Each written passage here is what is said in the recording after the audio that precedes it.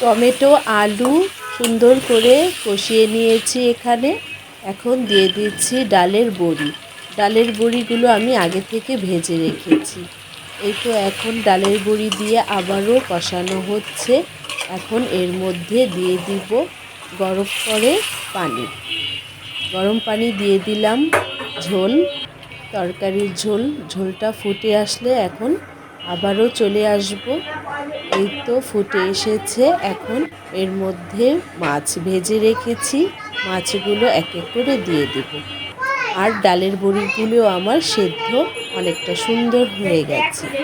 এই তো মাছগুলো দিয়ে দিচ্ছি।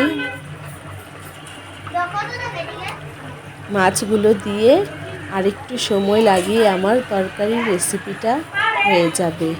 টমেটো আলু দিয়ে ডালের বড়ির মাছের ঝোল।